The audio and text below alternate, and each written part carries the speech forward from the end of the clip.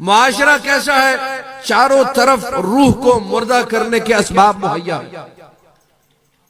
حدیث معصوم امام جعفر صادق علیہ السلام کا ارشاد گرامی، اللہم صلی علی محمد و آل محمد، مولا فرماتے تین چیزیں ہیں جو دل کو مردہ کرتی ہیں، بڑی توجہ چاہتا کہ نامحرم عورتوں سے بات کرنا دل کو مردہ کر دیتا ہے۔ گھٹیا اور پست فطرت لوگ، مولا وہ کون سے لوگ ہیں جو گھٹیا لوگ ہیں؟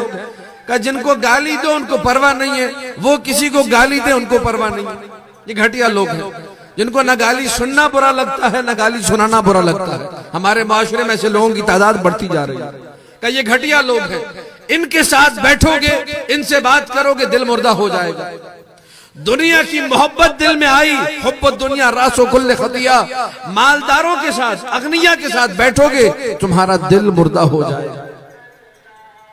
نامحرم عورتوں سے بات کی تین بنیادی اسباب ہیں، دل مردہ، گھٹیا لوگوں کے ساتھ بیٹھے دل مردہ، مالداروں کے ساتھ کاش کہ میرے پاس بھی ایسی گاڑی ہوتی، کاش کہ میرے پاس بھی ایسا بنگلہ ہوتا، کاش کہ میرے پاس بھی دولت کی ایسی ریل پیل ہوتی۔ خدا کو بھلا دیا دولت میں لگ گئے، خدا کو بھلا دیا بنگلوں میں لگ گئے، کوٹھیوں میں لگ گئے، دل مردہ ہو گیا۔ تین اسباب مولا نے بیان کیے، اس کا مطلب معاشرے میں جدھر جاؤ گے تمہارے دل کو مردہ کرنے کا سبب موجود ہے۔ مولا یہ دل زندہ کیسے ہوگا؟ کہ ان حدیثنا یحیی القلب، ہماری باتیں ہم آل محمد کے فرامین لوگوں کو سناؤ، ان کا دل زندہ ہونا شروع ہو جائے گا۔ کیسے دل زندہ ہوگا؟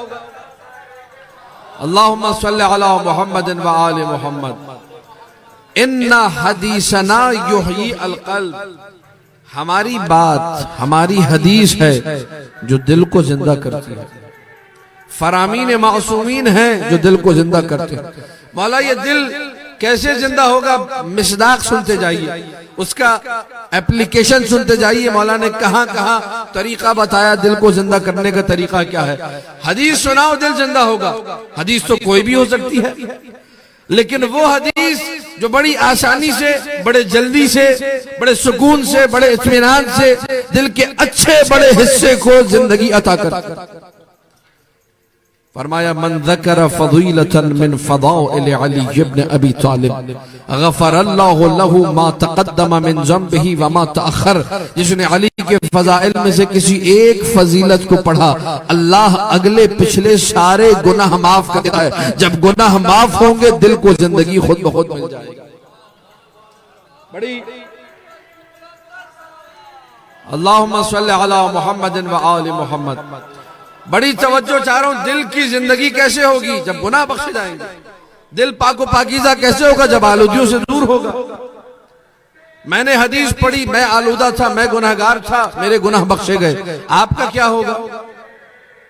کہ من سمع فضیلتا من فضائل علی، ینابیع المودہ میں سنی عالم نے اس حدیث کو نقل کیا، ہمارے علماء میں سے مقدس ارزبیلی نے اپنی کتاب حدیقۃ الشیعہ میں نقل کیا۔ معاشرہ میں نے بتایا دل کو مردہ کر رہا ہے، معاشرے میں گئے غیبت سننے کو ملی، معاشرے میں گئے گانے سننے کو ملے، معاشرے میں گئے جھوٹ سننے کو ملا۔ مولا کا ارشاد، اللہ کے رسول کا ارشاد، تاکہ من سمع فضیلتا من فضائل علی بن ابی طالب، جس نے فضائل علی بن ابی طالب میں سے کسی ایک فضیلت کو کانوں سے سنا، جتنے گناہ کان سے کیے تھے اللہ سارے معاف کر دیتا۔ بڑی توجہ چاہ رہا ہوں، معاشرے میں گئے کان آلودہ ہو گئے، فرش عزا پہ آ کے بیٹھے ذکر علی سنا، اللہ نے سارے گناہ ہونا۔ من نظر الى فضیلت من فضائل علی، جس نے فضائل علی میں سے کسی ایک فضیلت کی حدیث کو اپنی نگاہوں سے دیکھا، جتنے گناہ آنکھوں سے کیے تھے اللہ سارے معاف کر دیتا۔ اب میرے نوجوان دوست جو طالب علم ہیں جو یہاں بیٹھے ہیں، ان سے میں دس بستہ گزارش بھی کروں گا، آج کا پیغام بھی ہے اس مجلس کا، خدا رہا ایک نوٹ بک بنائیے، ایک چھوٹی ڈائری خوبصورت سی بنائیے، کسی بھی عالم سے، الحمدللہ کراچی شہر ہے، پڑھے لکھوں کا شہر ہے، علماء کا شہر ہے، کسی عالم سے رابطہ کیجئے، مہینے میں کوئی ایک نوشندی جمعرات پکڑ لیجئے، کوئی ایک، اگر 15 دن میں ممکن ہو تو اور اچھی بات ہے، اور اگر مہینے میں ایک مرتبہ تو ایک مرتبہ صحیح۔ جائیے عالم کے پاس، مجھے کوئی ایک حدیث فضائل امیر کائنات کی بتا دیجئے، اس کو آپ اپنے ہاتھوں سے اس ڈائری کی اس دفترچے کی زینت قرار دیجئے. کیا ہوگا؟ بڑی توجہ چاہتا. امیر المؤمنین کے فضائل میں سے کسی ایک فضیلت کی حدیث کو آپ نے ان انگلیوں کی جنبش سے لکھا، دم تحریر میں لے کر آئے.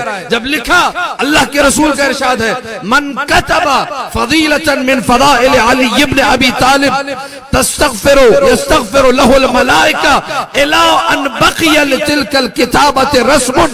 جب تک وہ تحریر باقی ہے ملائکہ استغفار کرتے رہیں گے. لکھنے والا دنیا سے چلا جائے گا، مر جائے گا، قبر میں چلا جائے گا، لیکن علی کی فضیلت کا کمال یہ ہے جب تک یہ باقی ہے اپنا کام